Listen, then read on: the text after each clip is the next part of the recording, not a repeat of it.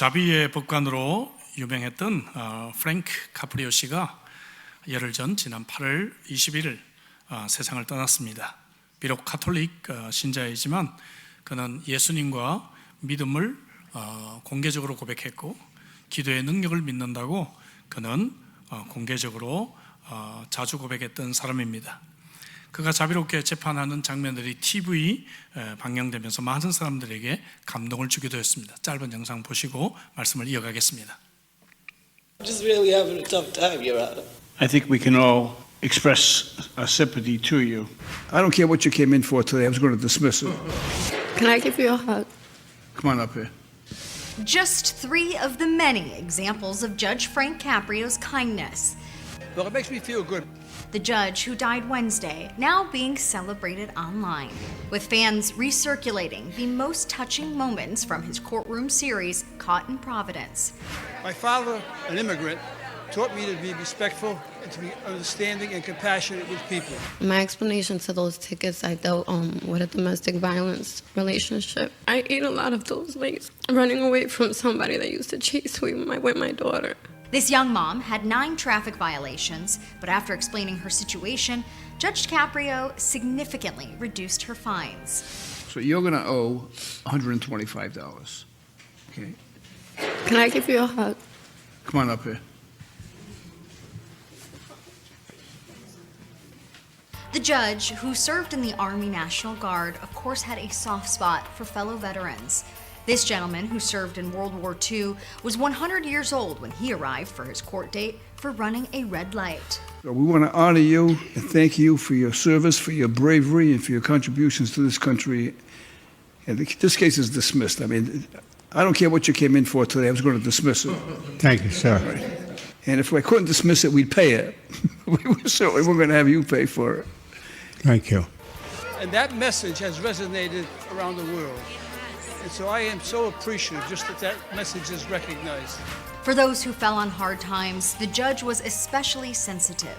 For one, I went to Social Security because they had cut my check. Because my son was recently killed last year. So they cut my check because he had owed money. This woman not only lost her son, but also her home and had several financial issues. I just had to come up with money for a new apartment. I'm still paying Russell and Boyle for my son's funeral. Like, I don't know where this money's supposed to come from. You know, the horrific story that you just told us relative to your son, I don't think anyone in their lifetime would ever want to experience that. So It's the worst feeling in the world. I feel so empty. But Judge Frank continued listening and lightening her load. I'm going to reduce this to $50. How much time do you need to pay it? I have it on me now. All right. That's not going to leave you without any money, is it? I'll leave it with $5. Thank you, Your Honor. I'm not going to leave you with $5. I'm not going to leave you. I'm going to dismiss everything.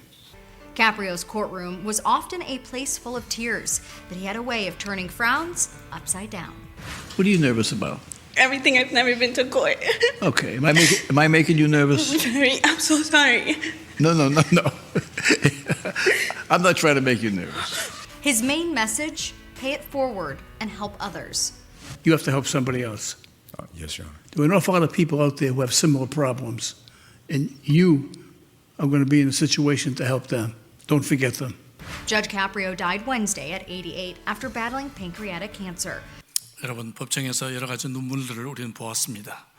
또한 그러한 자들에게 은혜를 베푸는 이 판사를 우리는 또한 기억을 합니다. 인생에 참으로 많은 문제들이 있습니다. 갈등이 있고 싸움이 있고 경쟁이 있고 분열이 있습니다. 개인적인 관계에서만 이런 것들이 있는 것이 아니죠.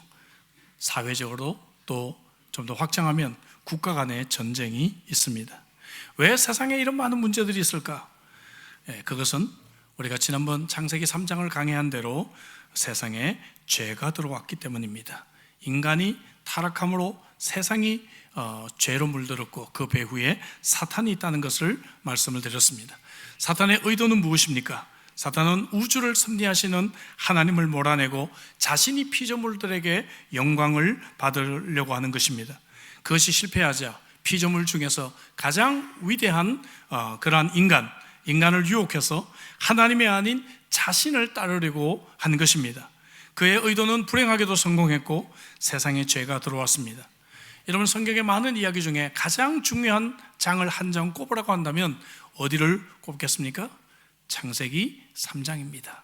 창세기 3장은 세상이 오늘 왜 이렇게 되었는지를 우리들에게 말해주고 있습니다. 과거를 알려주고 있습니다. 그리고 그 과거 인간의 삶이 지금 현재에도 재생되고 있음을 이해하도록 도와줍니다.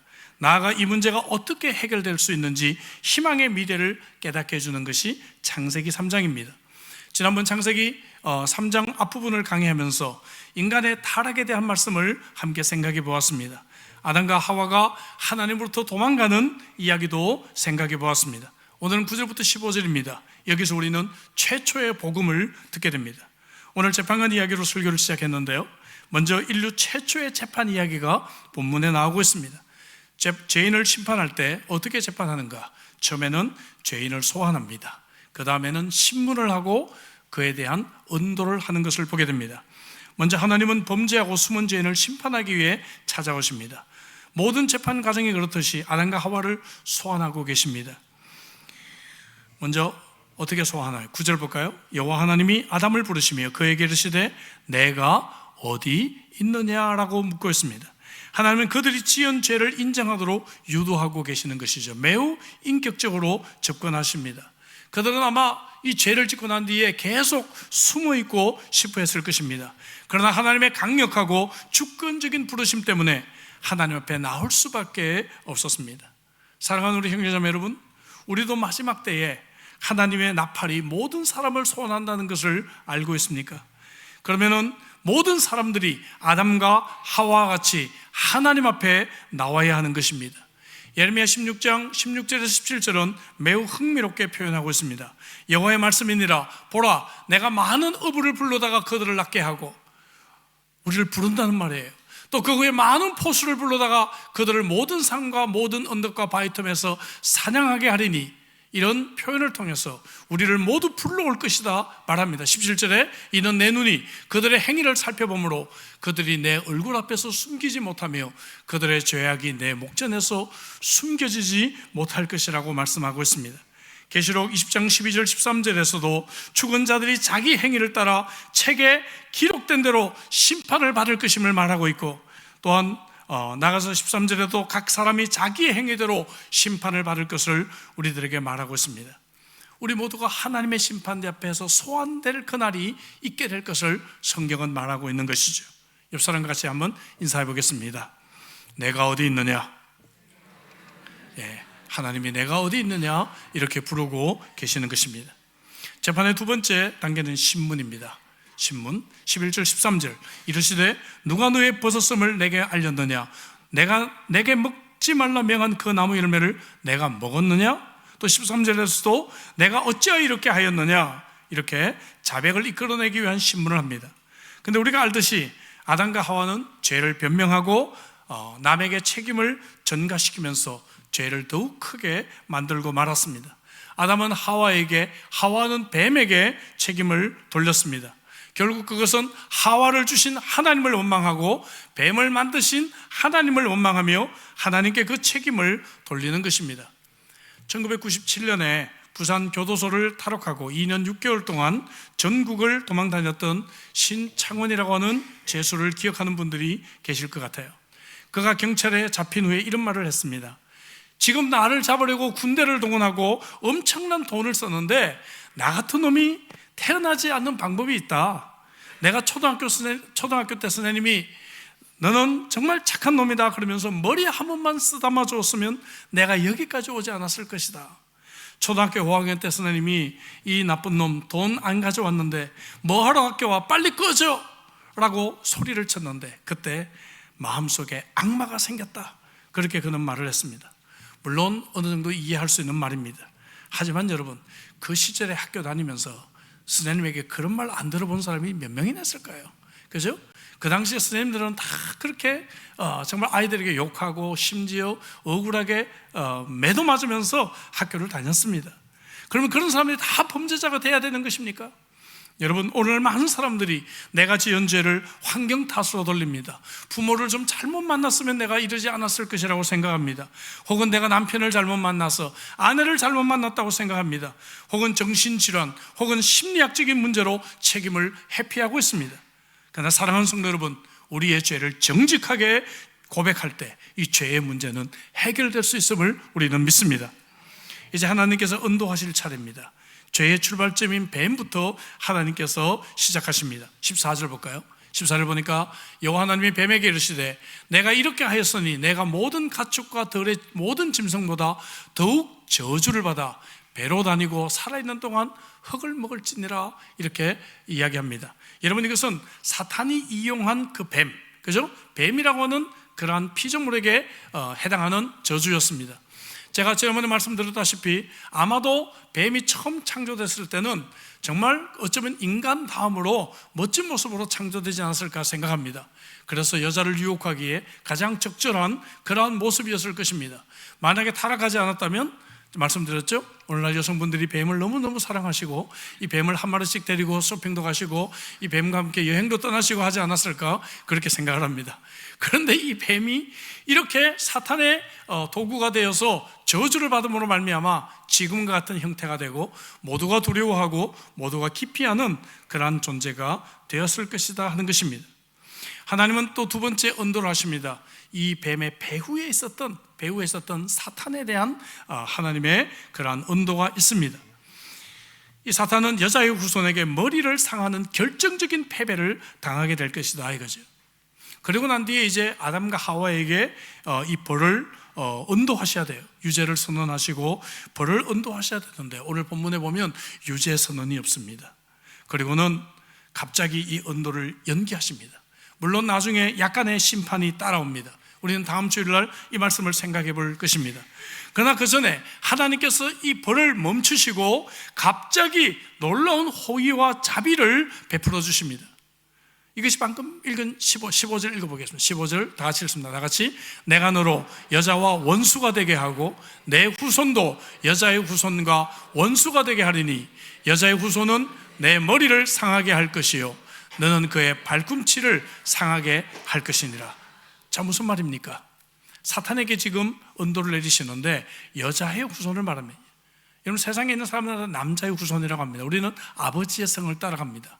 그러나 이 땅에 있는 모든 사람들 가운데 유일하게 남자를 통하지 않고 오신 분이 딱 한 분 계세요. 누구죠?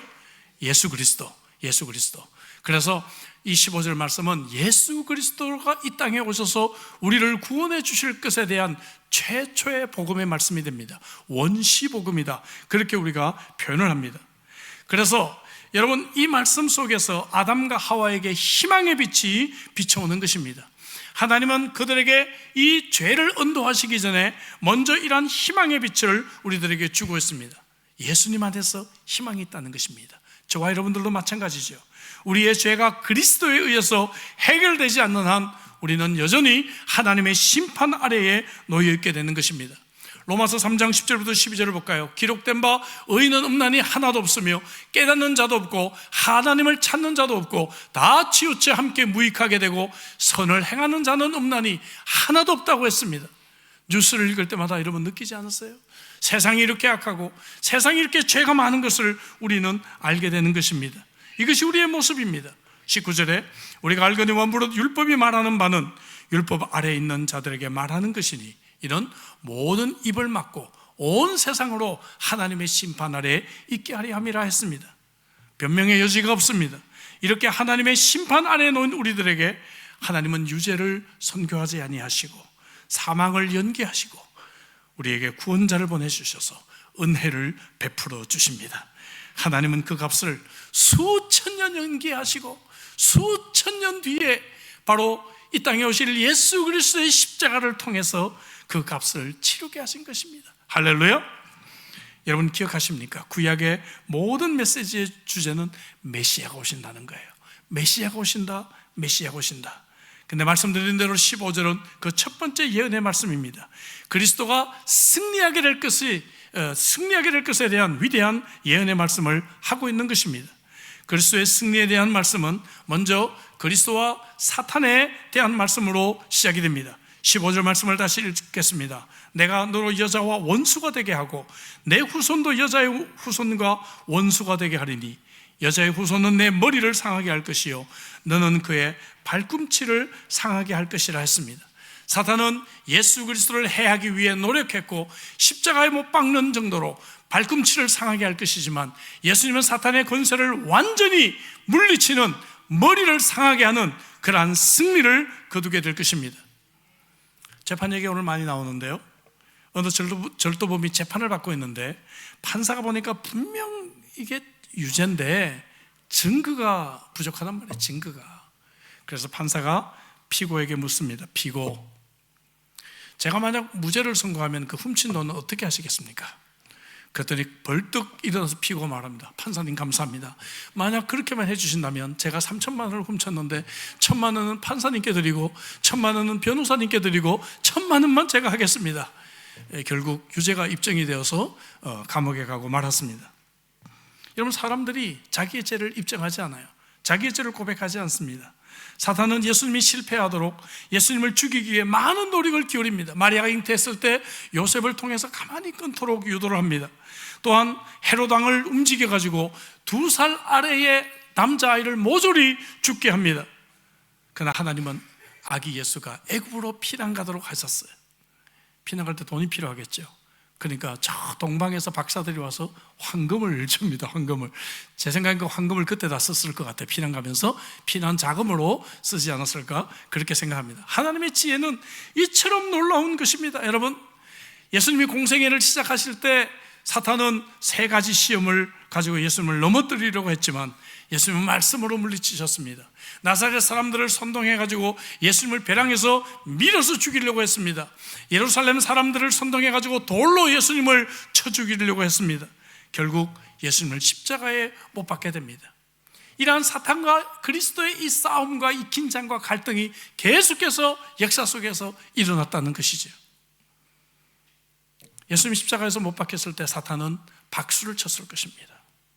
그리고 성공한 것으로 파티를 벌였을 것입니다. 그런데 이 십자가는 오히려 모든 사람을 구원하시고 모든 사람을 하나님의 자녀가 되게 하는 그러한 방편이 된 것입니다. 할렐루야. 사탄은 실제로 지혜로우신 하나님의 계획을 수행하는 그러한 이제 일을 하고 만 것이다 이거죠. 골로새서 2장 13절부터 15절에 또 범죄자와 육체의 무할례로 죽었던 너희를 하나님이 그와 함께 살리시고 우리의 모든 죄를 사하시고 우리를 거스려 불리하게 하는 법조문으로 쓴 징설을 지우시고 제하여 버리사 십자가에 못 박으셨습니다. 통치자들과 건세자들을 무력화하여 드러내어 구경거리로 삼으시고 십자가로 그들을 이기셨다라고 성경은 말씀하고 있습니다. 로마서 3장 26절 우리 같이 한번 읽어볼까요? 다 같이. 곧 이때에 자기의 의로우심을 나타내사 자기도 의로우시며 또한 예수 믿는 자를 의롭다 하려 하심이라. 그래서 우리가 예수님을 믿음으로 말미암아 의롭게 되는 이러한 놀라운 역사가 이제 이루어지게 된 것입니다. 사탄은 의로우신 하나님이라면 저 범죄한 사람들을 분명히 멸망시켜야 된다라고 기대를 했을 것입니다. 그러나 사탄이 몰랐던 것이 있습니다. 하나님은 의로우신 동시에 죄인을 사랑하시고 의로우신 동시에 이 죄인들을 의롭게 하는 법을 하나님은 알고 계셨다는 것입니다.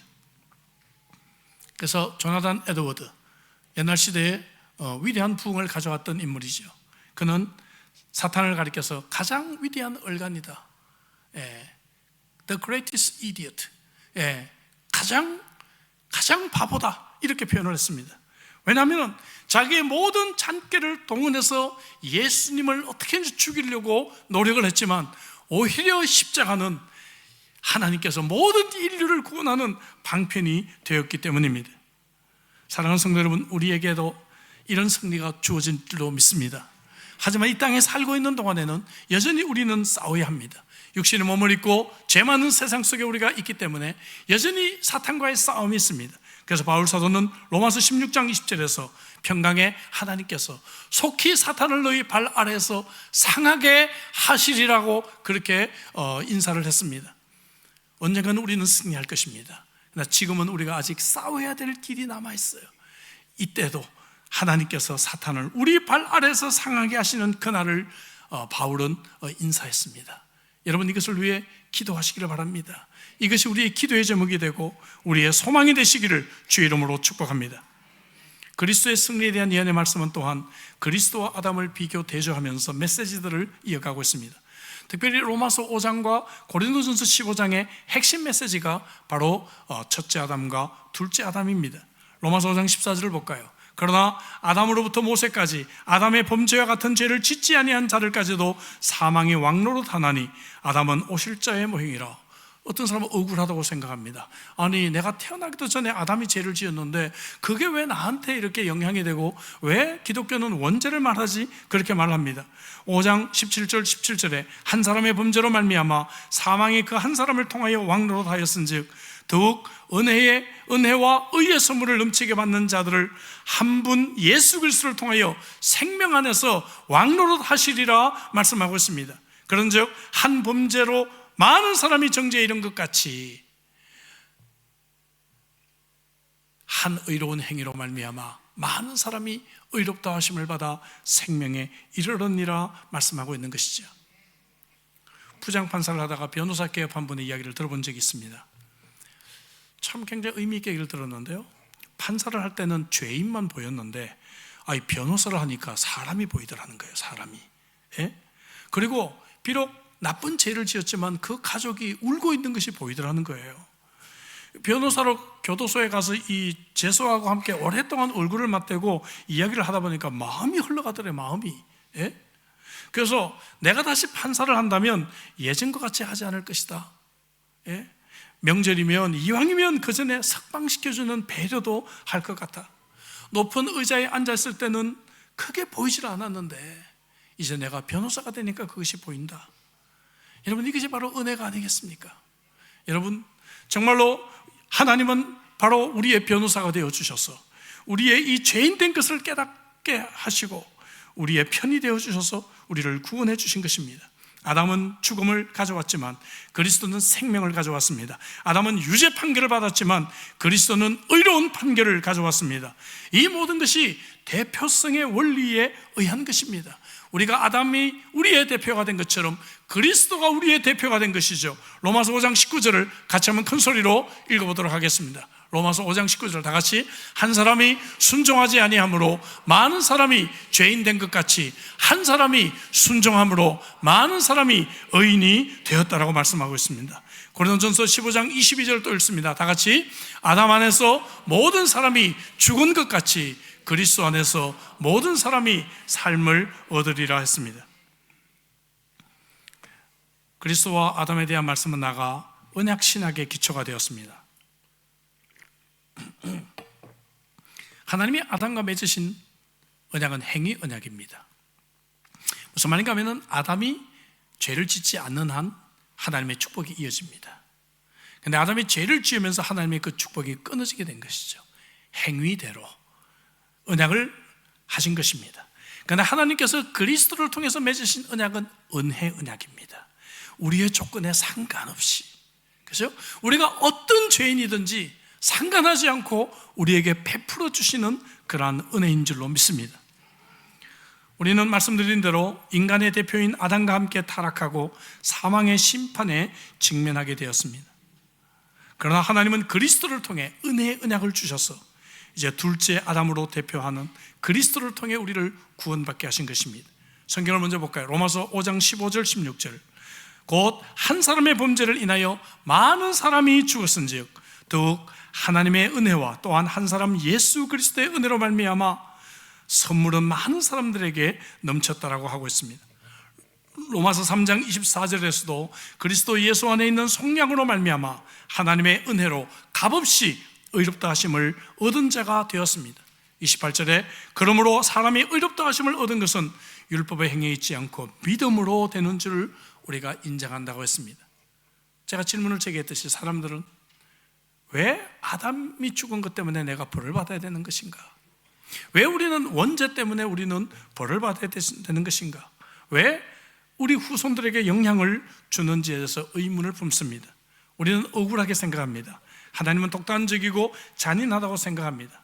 그러나 여러분 한번 생각을 해보십시오.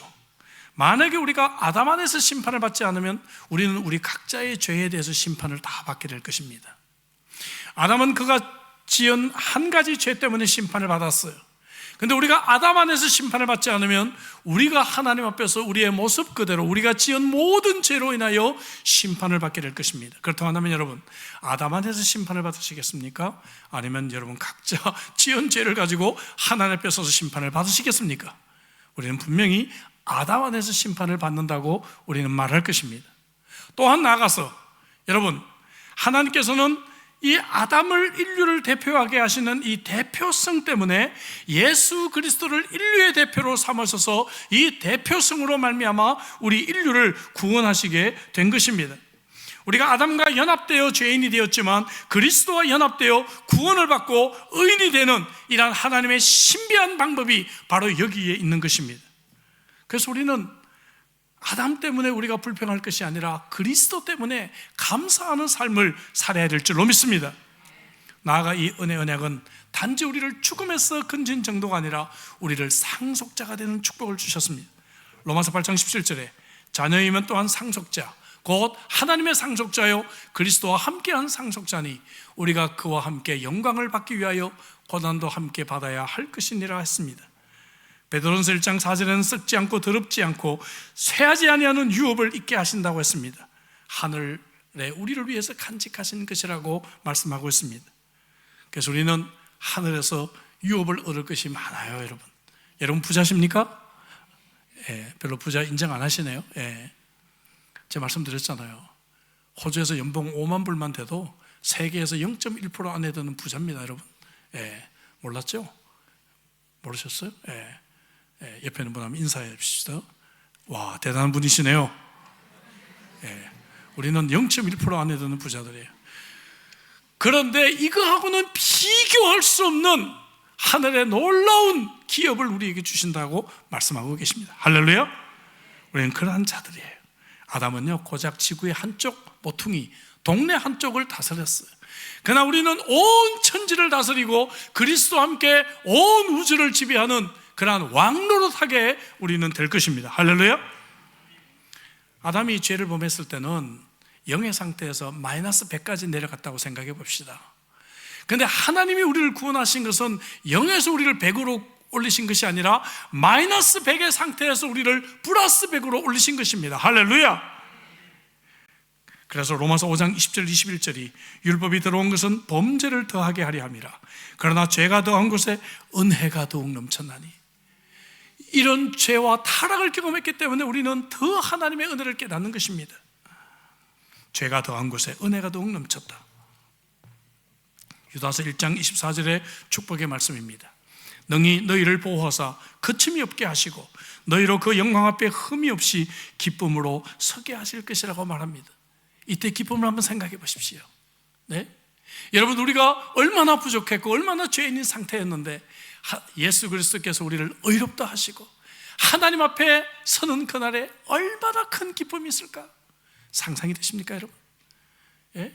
여러분 이 기쁨을 맛보시기를 주의 이름으로 축복합니다. 예. 아멘 하시나 좀 기뻐하시면서 아멘 하세요. 그죠? 이 기쁨이 좀 넘쳐나야죠, 우리가. 예. 우리가 주님 앞에 섰을 때 얼마나 기쁘겠어요. 얼마나 기쁘겠어요. 예. 아까 우리 여러분 영상 보면서 몇천 불 받아야 될 이 벌금을 50불로 깎아주고 그냥 이 기각시키니까 막 기뻐서 눈물을 흘리면서 판사님 제가 가서 하면 안아줘도 돼요 막 그러잖아요. 그죠? 근데 우리가 하나님 앞에 섰을 때는 얼마나 큰 기쁨으로 하나님을 만나게 될 것인가 하는 것이죠. 여러분, 그렇다면 오늘 우리는 어떻게 살아야 합니까? 요한일서 3장 9절을 마지막으로 한번 읽도록 하겠습니다. 다 같이. 하나님께로부터 난 자마다 죄를 짓지 아니하나니 이는 하나님의 씨가 그의 속에 거함이요 그도 범죄하지 못하는 것은 하나님께로부터 났습니다. 무슨 말씀입니까? 이제는 우리가 죄 짓지 말아야 된다 이거예요. 예? 우리가 예수를 잘못 믿으면 뭐 죄 짓고 회개하고 죄 짓고 회개하고 또 죄 짓고 회개하고 또 죄 짓고 회개하면 되지 이렇게 생각합니다. 난 그렇지 않아요. 하나님을 바로 믿는 사람은 이제는 하나님의 시간 속에 있습니다. 이제는 내가 옛날의 습관을 버릴 수가 있어요. 내가 어제보다는 오늘 좋아질 수가 있어요. 달라질 수가 있어요.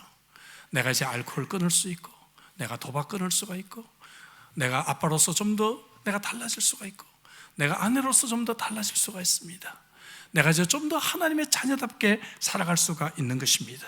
사랑하는 성도 여러분, 우리가 이 은혜를 경험했다면, 이 은혜의 복음을 우리가 믿고 있는 자라면, 오늘 우리의 삶 속에 정말 그리스도를 나타내는 은혜의 삶을 살 수 있기를 주의 이름으로 축복합니다. 저는 오늘 설교 앞부분에서 신창원에 대한 얘기를 했는데요, 한 가지 이야기를 더 하려고 합니다. 장대비가 쏟아지는 여름날 밤에 도망을 다니다가 그가 원룸이 모여있는 지역에 차를 세우고 한 건물 배수관을 타고 올라가서 마침 창문이 열려있는 집 안으로 창문을 통해 들어갑니다. 근데 아가씨가 자지 않고 책상 앞에 앉아서 공부하고 있었습니다. 절대로 피해를 주지 않겠다고 아가씨를 안심시킵니다. 그런데 오랫동안 도주하면서 이렇게 도망 다닐 수 있는 비결은 사람들의 동정과 사람들의 그러한 연민을 끌어내는 것임을 알고 있었습니다. 그리고 그 여자에게 자기가 왜 도망치는지를 솔직하게 다 털어놓았어요. 이 아가씨가 이야기를 듣고 난 뒤에 침묵하다가 입을 엽니다. 밥은 제대로 먹고 도망 다니는 거예요? 그러더니 부엌에 들어가서 된장찌개를 끓여서 밥을 해주고 김치를 올려서 상을 차려주었습니다. 오랜만에 집밥을 먹어보는 거예요. 뜨거운 김치찌개를 먹으면서 그는 마음이 울컥했다고 합니다. 그리고 이 여자도 자기가 온갖 아르바이트를 하면서 지금 대학원 공부를 하고 있노라고 자신의 이야기를 했습니다. 신창원이 비록 범죄자였지만 이 고마운 여성에게 뭔가를 해주고 싶은 마음이 생겼습니다. 그래서 소원이 뭐예요?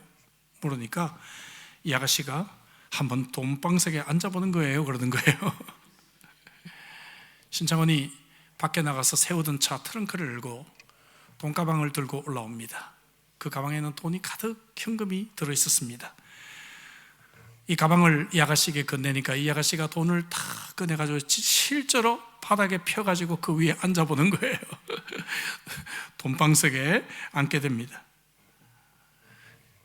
신창원이 이 집에 좀 더 숨어 있을 수 있겠다 싶었는데 동이 트니까 아가씨가 말을 합니다. 이제 가셔야 합니다. 같이 사는 동생이 들어올 시간이 되었습니다. 가려니까 어떻게 해요? 가야지. 근데 이게 돈을 갖고 가야 되는데 이걸 어떻게 말을 해야 되지? 그래서 다시 돈을 달라고 할 수도 없고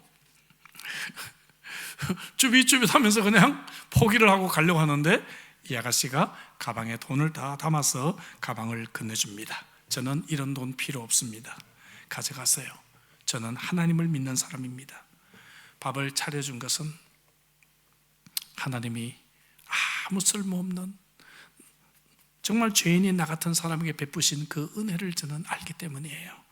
그래서 그 은혜의 복음을 아는 사람으로서 제가 작은 사랑을 베푼 것에 불과합니다. 아저씨, 다시는 나쁜 짓 하지 마세요. 신창원의 이 이야기를 들으면서 여러분, 이 사람을 죄인으로 보지 않고 한 인간으로 본 사람들이 있었구나 하는 생각을 하게 됩니다. 하나님이 만약 우리를 죄인으로 보셨다면 우리는 소망이 없었습니다. 그러나 하나님은 우리가 구원받을 그러한 한 백성으로, 한 영혼으로 우리를 보신 것입니다. 사랑하는 성도 여러분, 이 자리에 계신 여러분, 하나님은 여러분들을 사랑하셔서 우리의 죄를 은도하지 아니하시고 바로 이 죄를 수천 년 전개하시고 예수 그리스도를 통해서 그 죄값을 치르게 하시고 저와 여러분들을 구원하신 이 놀라운 은혜의 복음을 오늘 여러분들께서 들으셨습니다.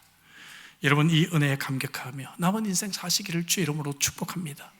무엇이 우리의 눈물을 자아내게 합니까? 무엇 때문에 우리가 신앙생활합니까? 바로 은혜의 복음입니다. 저는 오늘 이 딱딱하고 어려운 이 창세기 3장의 말씀을 통해서 여러분들이 다시 한번 은혜의 복음을 깨닫고 이런 그리스도인다운 삶을 살아가시기를 주의 이름으로 축복합니다. 기도하시겠습니다. 주신 말씀 가지고 기도하시오. 하나님은 우리의 죄를 은도하지 아니하시고 예수 그리스도에게 그 죄를 물으셨습니다. 그리고 우리를 구원하시고 사랑하는 나의 백성아, 나의 시온아, 나의 어린 양아 하시면서 우리를 안아주셨습니다. 여러분들 가운데 아직 예수님을 인격적으로 만나지 못한 분들이 계시다면 오늘 이 구원의 복음의 메시지를 통해서 나를 위해 십자가에 달려 돌아가신 예수 그리스도를 영접하시기를 바랍니다. 내가 마음의 문을 열고 예수님, 그렇군요, 내가 이제 둘째 둘째 아담으로 오신 예수 그리스도를 내가 내 마음에 받아들이기를 원합니다. 그래서 내가 이제 둘째 아담 예수 그리스도를 통해서 치러진 그 죄의 값을 내가 믿음으로 받아들이고 하나님이 나를 의롭게 하시는 그 은혜를 깨닫기를 원합니다. 그렇게 기도하며 하나님께 나아가시기를 바랍니다. 이 자리에 있는 대부분은 이미 이 은혜의 복음을 아는 자들일 것입니다. 그렇다고 한다면 오늘 주신 말씀처럼 이 은혜의 복음을 얼마나 우리는 깨닫고 있습니까? 그리고 하나님의 씨가 있는 그러한 거룩한 백성으로 살아가고 있습니까? 오늘 우리 주신 말씀 가지고 우리 한번 결단의 기도로 나가겠습니다. 기도하시겠습니다. 좋으신 여호와여,